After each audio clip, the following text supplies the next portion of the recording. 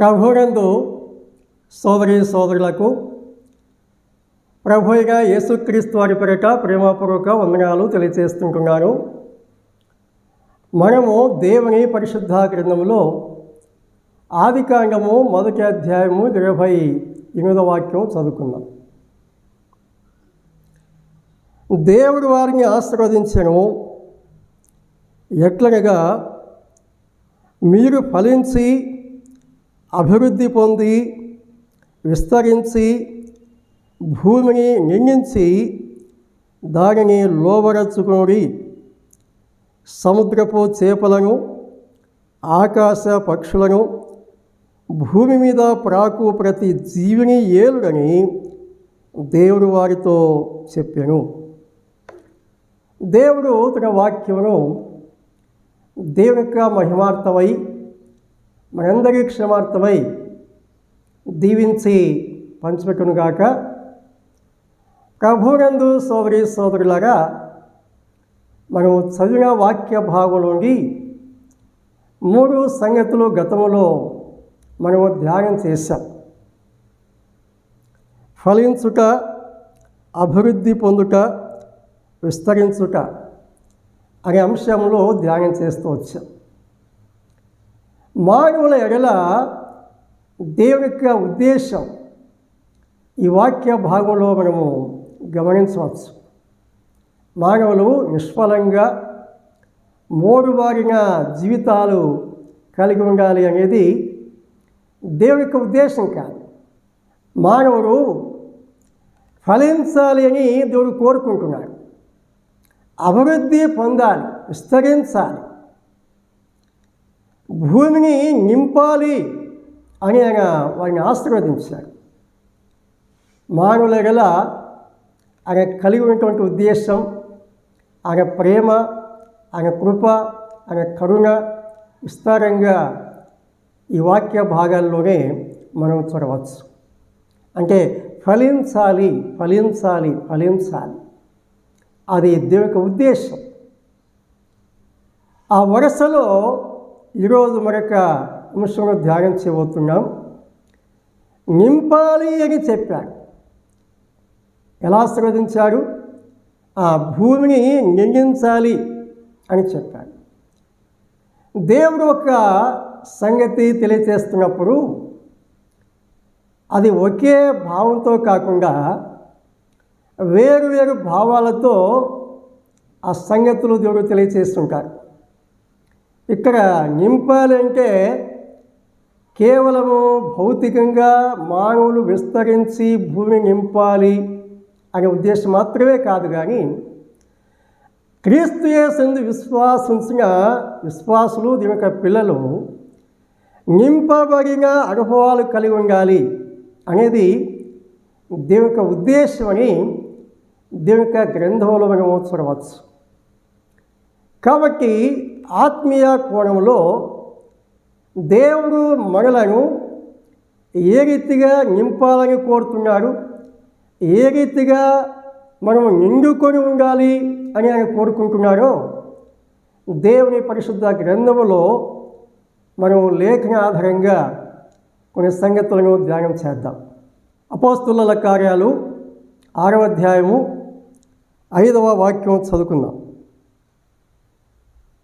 ఈ మాట జనసమూహమంతటికి ఇష్టమైనందున వారు విశ్వాసముతోనూ పరిశుద్ధాత్మతోనూ నిండుకొనిన వారైన స్తెఫెను, ఫిలిప్పు, ప్రోకరు, నీకానోరు, తీమోను, పర్మెనాసు, యూదుల మత ప్రవిష్టుడును అంత్యోకయ వారును అగు నీకోలాసు అని వారిని ఏర్పరచుకొని వారిని అపోస్తుల ఎదుట నిలబెట్టి వీరు ప్రార్థన చేసి వారి మీద చేతులుంచిరి. ఇక్కడ కొంతమంది విశ్వాసులు మనకు కనిపిస్తున్నారు. వారు ఎటువంటి అనుభవాలు కలిగి ఉన్నారంటే, ప్రప్రథమంగా విశ్వాసంతో నింపబడిన అనుభవాలు కలిగి ఉన్నారు. విశ్వాసం చేత నిండుకొన్న అనుభవం, వెలితి లేని అనుభవం, లోపం లేని అనుభవాలు వారు కలిగి ఉన్నారు.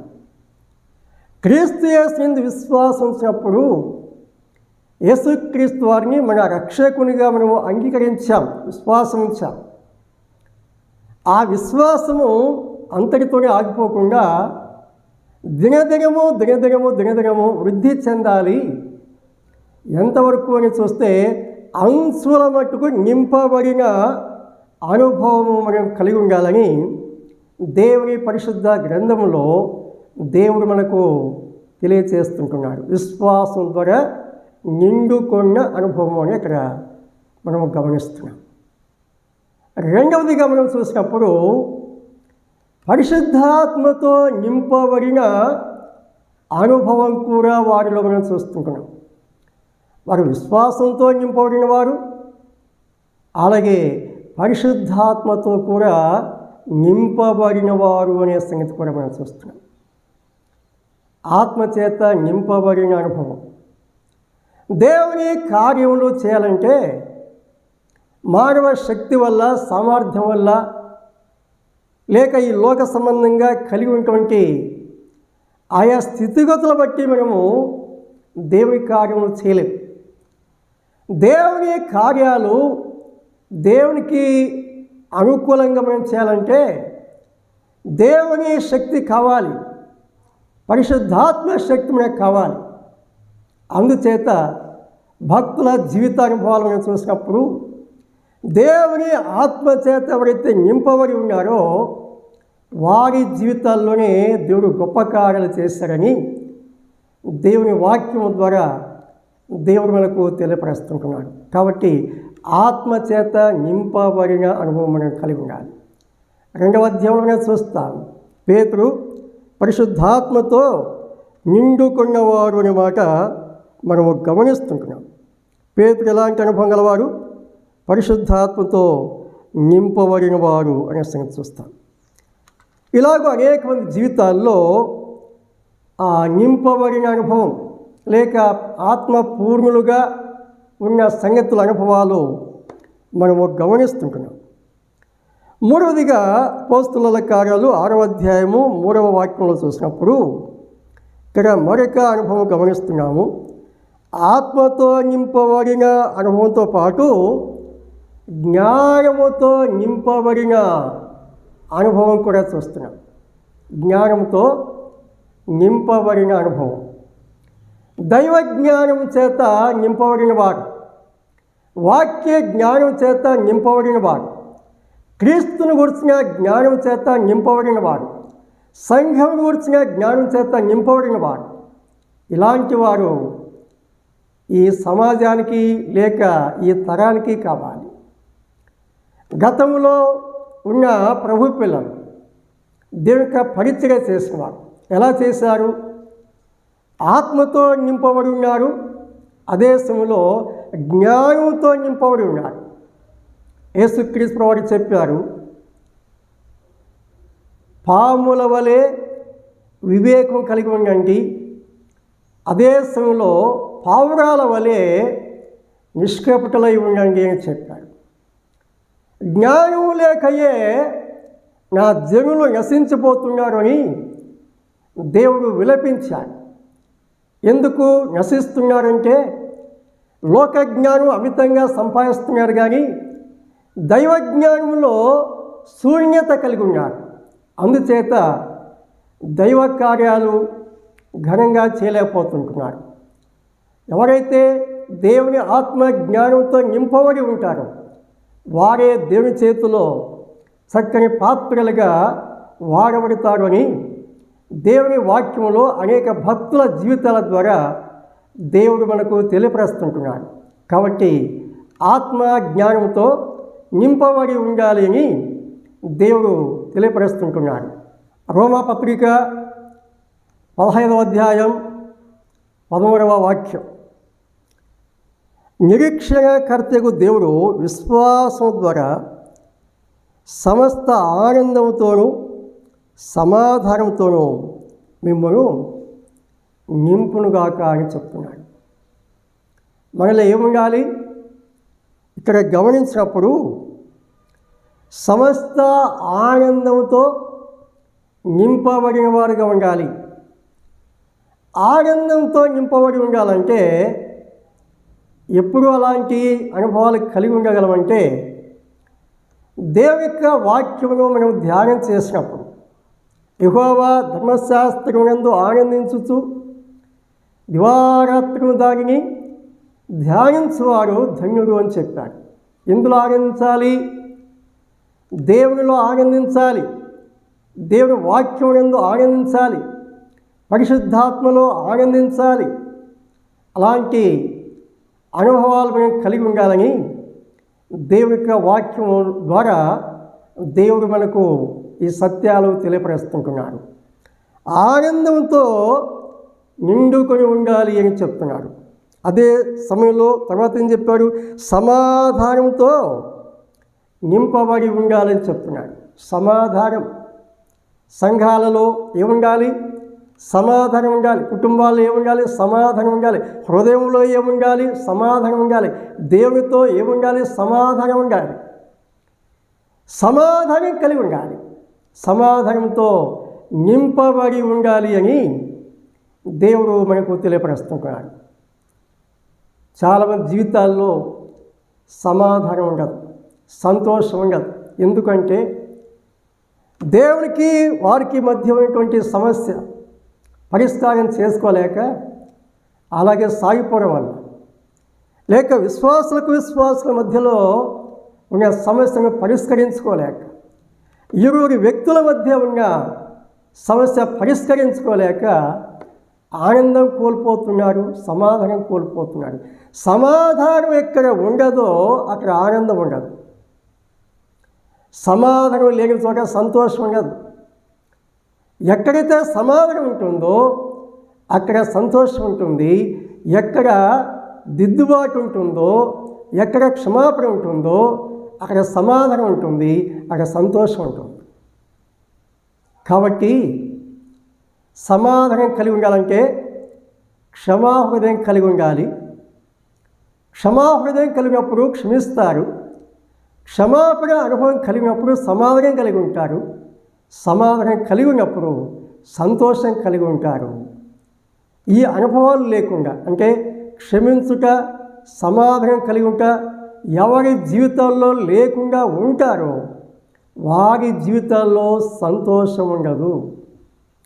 సంతోషానికి మూలం సమాధానం, సమాధానానికి మూలము క్షమాహృదయం, ఈ క్షమాహృదయానికి మూలము ప్రేమ. కాబట్టి ప్రేమ కలిగి ఉండాలి, క్షమాపణ కలిగి ఉండాలి. అప్పుడే సమాధానం కలిగి ఉండగలం, అప్పుడే సంతోషము కలిగి ఉండగలం. అలాంటి అనుభవాలు మన జీవితాల్లో ఖచ్చితంగా తప్పకుండా కలిగి ఉండాలని, అవి నిండుగా మన జీవితాల్లో ఉండాలని చెప్పి దేవుడు మనకు తెలియపరుస్తుంటున్నాడు. కొరింథీయుల 2వ పత్రిక 7వ అధ్యాయము 4వ వాక్యం. మీ ఎడల నేను బహుధైర్యముగా మాట్లాడుతున్నాను, మిమ్మల్ని గురించి నాకు చాలా అతిశయం కలదు, ఆదరణతో నిండుకొని ఉన్నాను. ఆదరణతో నిండుకొని ఉన్నాను.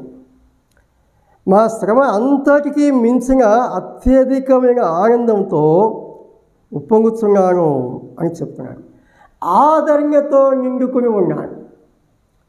సందర్భమును గమనిస్తే కొరింథీ సంఘంలో ఉన్నటువంటి సమస్యలు వారు ఎప్పుడైతే పరిష్కారం చేసుకోగలిగారో అప్పుడు దేవుని సేవకుడైనటువంటి పౌలు యొక్క హృదయము ఆదరణతో నిండి ఉన్నది. అంతేకాదు, ఏం చెప్తున్నాడు? అత్యధికమైన ఆనందముతో ఉప్పొంగుతున్నాడని చెప్పాడు. ఆదరణకర్త దేవుడే దినవాక్యంలో గమనిస్తున్నాం. అదే సమయంలో మనలో ఉన్న లోపాలు సరిదిద్దుకున్నప్పుడు, సమాధాన స్థితి కలిగినప్పుడు ఆదరంగా పొందగలము అనే సంగతులు ఈ వాక్యంలో దేవుడు మనకు తెలియపరుస్తున్నాడు. ఆదరణతో నింపబడి ఉండాలి, ఆదరణతో నిండుకొని ఉండాలి అనే సంగతులు దేవుని యొక్క వాక్యంలో దేవుడు మనకు తెలియపరుస్తుంటున్నాడు.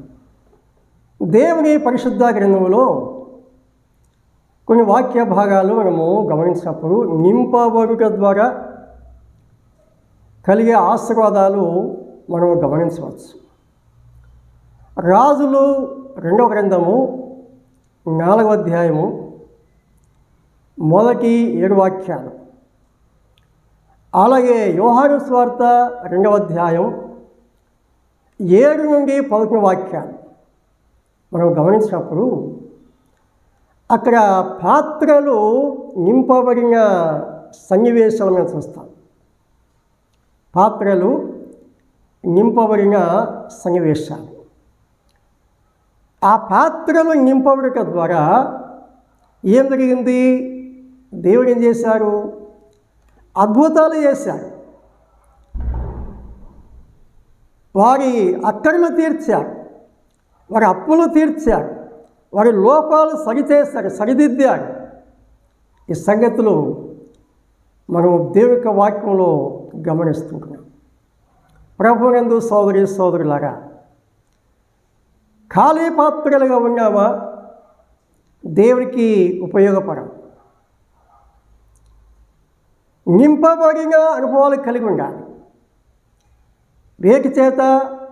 విశ్వాసం చేత నింపబడి ఉండాలి, పరిశుద్ధాత్మ ద్వారా నింపబడి ఉండాలి, జ్ఞానం చేత నింపబడి ఉండాలి, ఆనందంతో నింపబడి ఉండాలి, ఆదరణతో నింపబడి ఉండాలి, సమాధానంతో నింపబడి ఉండాలి, దేవుని వాక్యం చేత నింపబడి ఉండాలి.